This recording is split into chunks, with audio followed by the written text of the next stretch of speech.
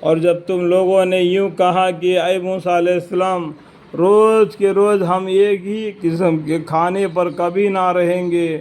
دیکھو اللہ کی طرف سے جو رزق پاک آتا تھا اس کو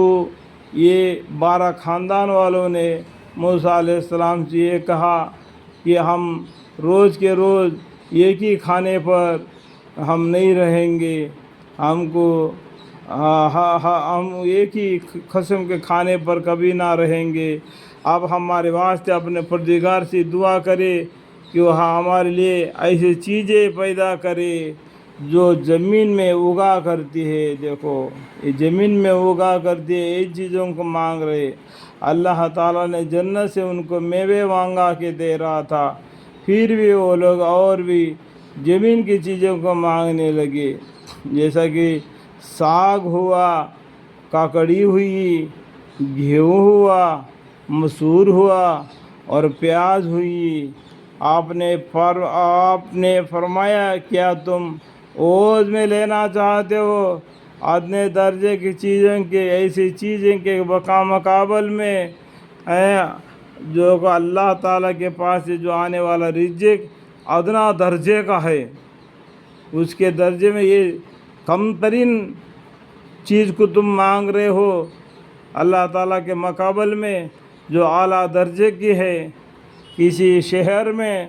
جا کر اترو، وہاں البتہ تم کو وہاں چیزیں ملیں گی جن کی تم درخواست کرتے ہو۔ اور جم گئی ان پر ذات اور بستی، ان پر ذات اور بستی کہ دوسروں کی نگاہ میں قدر اور خود ان میں الجمی نہ رہی اور مستق ہو گئے غضب الہی کے۔ اور یہ اس وجہ سے ہوا کہ وہ لوگ منکر ہو جاتے تھے احکام الہی کے، احکام الہی کو وہ لوگ منکر ہو جاتے تھے، اپنی من مانی کے اس میں پڑھ کر اپنے زندگی بسر کرنا چاہتے تھے اور قتل کر دیا کرتے تھے پیغمبروں کو ناحق۔ اللہم اغفر لی۔ اور یہ اس وجہ سے ہوا کہ ان لوگوں نے اطاعت نہ کی اور دائرے اطاعت سے نکل جاتے تھے۔ دیکھو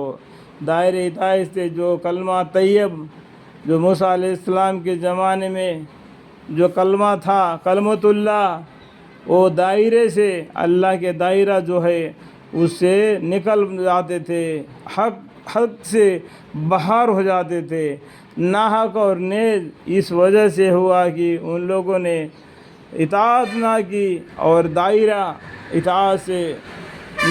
نکل جاتے تھے۔ یہ تحقیق بات ہے کہ مسلمان،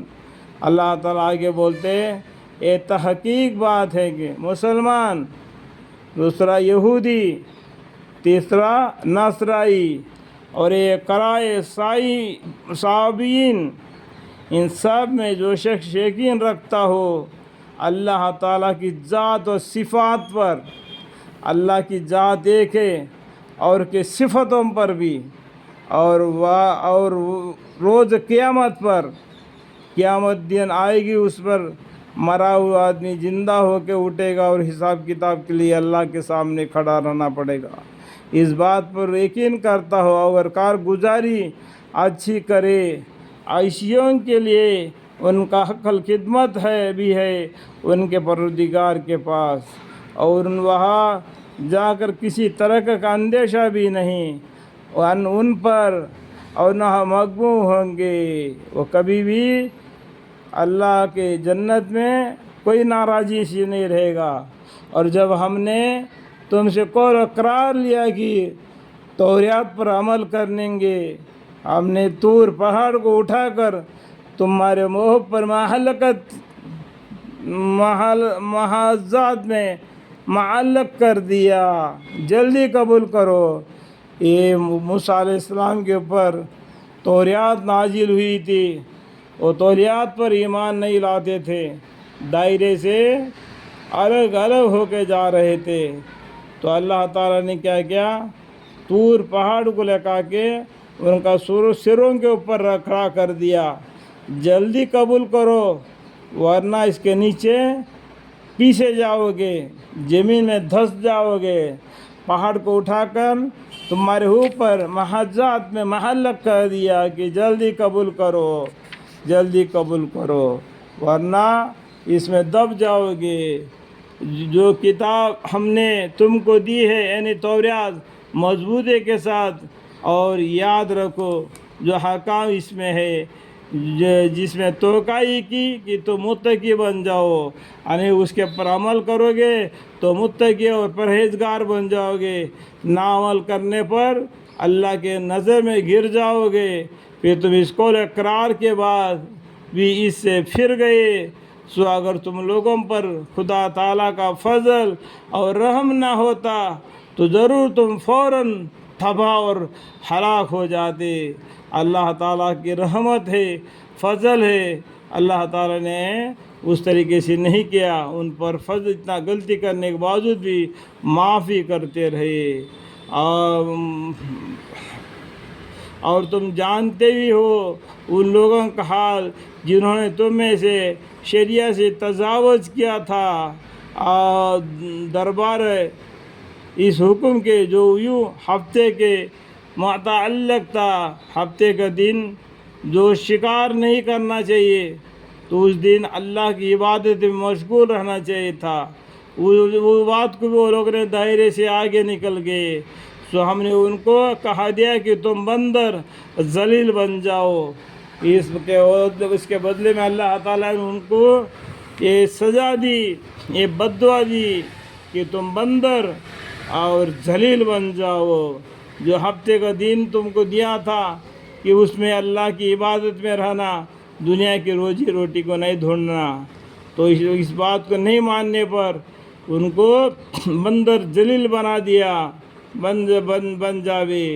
پھر ہم نے اس کو ایک واقعہ عبرت انگیزی بنایا ان لوگوں کے لیے بھی جو اس قوم کے معاصر تھے، ان لوگوں کے لیے بھی جو بعد زمانے میں آتے رہے، یعنی ان لوگوں کو ایک نفسانہ بنا دیا، ان لوگوں کے لیے بھی اور ان کے بعد میں آنے والے زمانے کے لیے بھی۔ یہ دیکھو، یہ موسیٰ علیہ السلام کی قوم تو اللہ کی نافرمانی کرنے پر ان کو اللہ تعالیٰ نے بندر اور ذلیل بنا دیا، یہ آنے والے قوم کے لیے بھی اور اس ٹائم کے زمانے میں اس قوم کے لیے بھی ایک افسانہ بنا دیا، ان لوگوں کے لیے بھی جو بعد زمانے میں آتے رہے، اور موجبی نصیحت بتایا خدا سے ڈرنے والوں کے لیے، اللہ سے ڈرنے والوں کے لیے اللہ تعالیٰ کے پاس بہت سے نعمتیں ہیں، وہ دیں گا۔ اور وہ زمانہ یاد کرو جب موسیٰ علیہ السلام نے اپنے قوم سے فرمایا کہ حق تعالیٰ تم کو حکم دیتے ہیں کہ تم ایک بیل ذبح کرو، یعنی ایک بیل ذبح کرنے کے بارے میں موسیٰ علیہ السلام نے ان کے قوم سے فرمایا۔ اس کے پیچھے بہت دبی ہوئی کہانی ہے، آپ قصص الانبیاء پڑھیں گے تو آپ کو معلوم پڑ جائے گا کہ وہاں پر معنی کیا ہے۔